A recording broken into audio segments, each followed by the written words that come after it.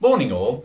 Well, the decision is out, the judgment is out, that Richard III is going to be buried in Leicester after all, and not in York.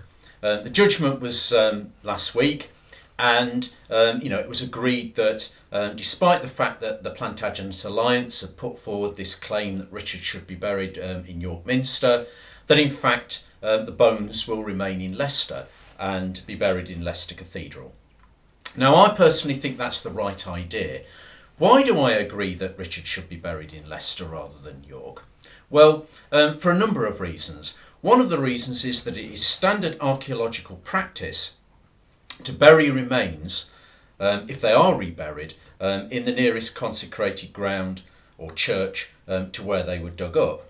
And of course, Richard for 500 years has lain in Leicester, in the middle of Leicester, not very far from the cathedral. The remains of the Greyfriars Church is very close to the cathedral itself, just a short walk away. And therefore, in terms of basic continuity, it makes sense to lay Richard to rest in Leicester Cathedral, as well as standard archaeological practice.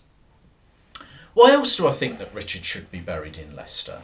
Well, most people who have any interest in Richard III, and who wish to visit somewhere connected with Richard III, have always visited Bosworth battlefield and gone round the visitor centre and maybe kind of walk around the fields around it and so on. And Bosworth battlefield attracts a lot of interest from Ricardians and from just general people, people who are just generally interested in Richard III.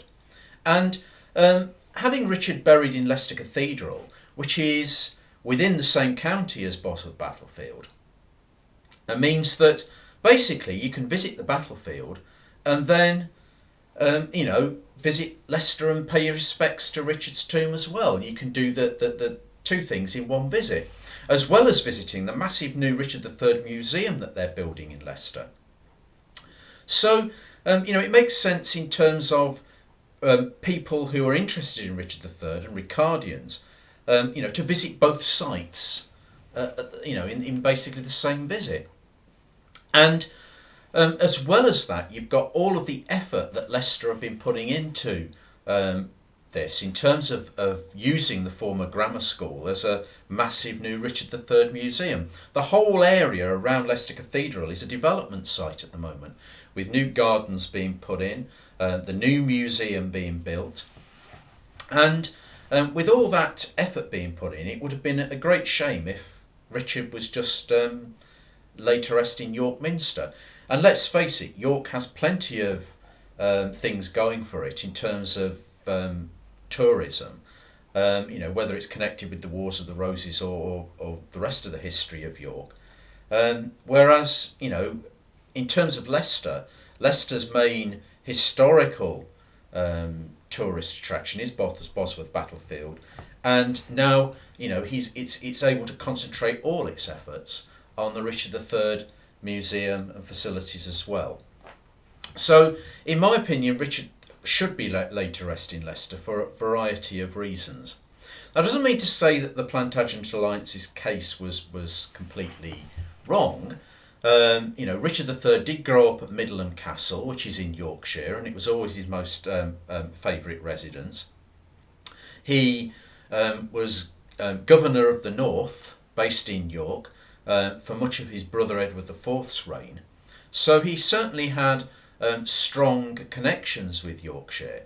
But having said that, there's very little precedent for monarchs to be buried in the place where they grew up. I mean, Edward IV grew up at Ludlow Castle, which is in the Welsh Marches somewhere, and he certainly wasn't buried there. He's buried in London. Likewise, Henry VII spent most of his early life in exile in Brittany, and yet when he died, he certainly wasn't shipped back to Brittany to be buried. He was buried in Westminster Abbey. So, the idea that kings should be buried where they grew up is not something that has much of a precedent. Furthermore, there is arguably a case that Richard III, if anywhere, if it wasn't Leicester, should be buried in Westminster Abbey, where most of the medieval monarchs are buried, not all of them, but many of them. My argument against that would be that that's where Henry VII, Henry Tudor, is buried, and would Richard III want to be buried, not far from Henry Tudor, who defeated him at Bosworth?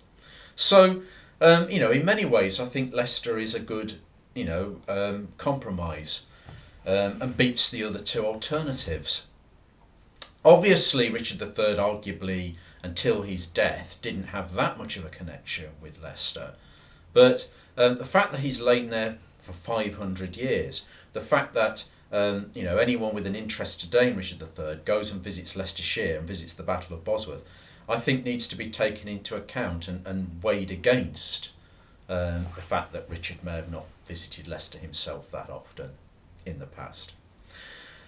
Related to this then, in terms of the tomb design, I'm pleased as well that Leicester Cathedral has reconsidered the tomb design of Richard III, because the design they put forward not long ago looked to me to be far too modern in style.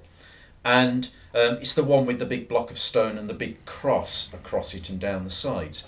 It was very modernistic. It's the sort of thing you would find in a very modern church.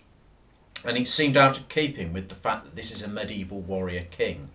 So what I hope they do is they actually redesign the tomb in a medieval style, something in keeping with the times of Richard III.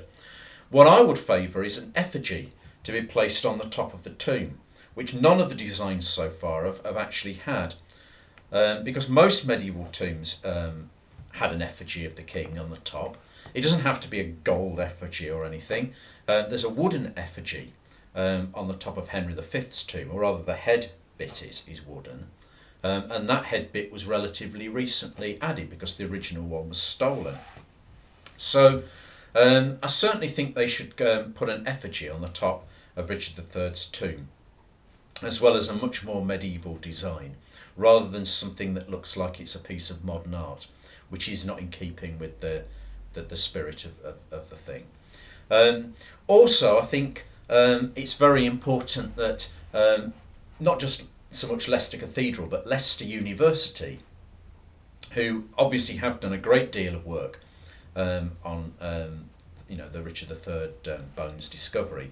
But I think it's vital that Leicester University acknowledge the role in finding the remains and doing the DNA analysis of the historian John Ashdown Hill, and also Philippa Langley from the Richard III Society. And it's important that Leicester University actually don't just claim credit for things that they haven't done, because they don't need to, frankly, because their contribution to the whole of this was massive, and therefore they need to acknowledge the responsibility and the role played by other people as well.